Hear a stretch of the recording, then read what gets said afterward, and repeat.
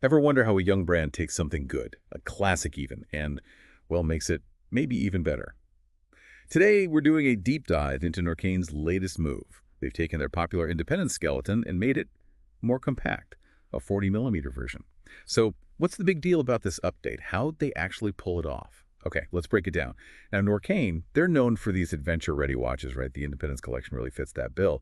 But it always seemed like a bit of a contradiction to me. This rugged, go-anywhere watch with this super delicate, intricate, skeletonized movement inside. How do they actually square that circle in terms of design and, I guess, the engineering? Yeah, that's exactly it. What's fascinating here is that engineering puzzle. Skeletonized movements are, by nature, intricate. Hmm. And making one tough enough for, actual outdoor action, that's the key challenge. Norqain's first go, the Independence 21 back in 2021, that was a limited 42 millimeter piece. Then they followed up with unlimited versions in 22 and 24, all using the Sellita SW201S automatic, which is pretty robust, gives them a solid base. Right, a proven movement. Okay, so moving to 40mm now, that definitely feels like they're tapping into what people want, these more wearable sizes. But did shrinking it mean they had to compromise, lose some of that toughness? Or was it just a straightforward improvement?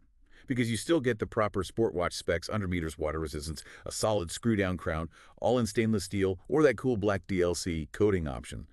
And they've kept those nice details, the sandblasted bits, the mix of brushed and polished surfaces. That's a great question, compromises.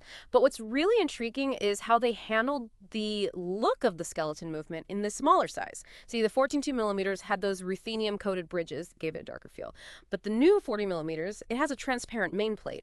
And behind that, you see these anthracite skeletonized bridges. So it's not just a color swap. It actually creates more contrast. You get a clearer, maybe even more striking view of all the moving parts. Honestly, it makes the whole thing look more robust somehow, and definitely contemporary. And the movement itself, it's the caliber NB08S. That's a COSC certified chronometer version of the Sellita SW200-1. They've specifically secured it with these connecting arms, which adds rigidity, important for that adventure focus. Plus, you get a decent 41-hour power reserve. Pretty practical. Okay, that detail about the connecting arms for rigidity, that really speaks to keeping the adventure spirit alive, even with the skeleton design. Impressive. So beyond the tech specs, how does this translate for someone actually, wearing the 40mm version? What's the experience like? Well, you definitely get a more refined look, I think. That open work dial is just visually striking. You've got the dark gray chapter ring, those nice faceted indices with the white superluminova for visibility. And that little pop of color on the second-tan turquoise, on the steel, orange, on the black DLC adds a distinct touch, doesn't it? Plus, you got choices for straps. Rubber, steel bracelet. Depends on your style. Prices are, what, around EUR 3,950 up to EUR 4,200? Exactly. And what this whole Norqain evolution really shows, for me anyway, is how well they listen and adapt. It's responsive design. They're not just making a watch smaller, they're strategically re-engineering something quite delicate to meet a specific demand for something elegant but still tough, and they did it without losing that core adventure DNA. It's kind of a lesson, really, for how smaller, agile brands can sometimes outflank the bigger players by just being closer to their audience. Yeah, that's a great point. So Norqain isn't just showing us a new watch version. It's a case study in balancing, well, watchmaking tradition with current trends.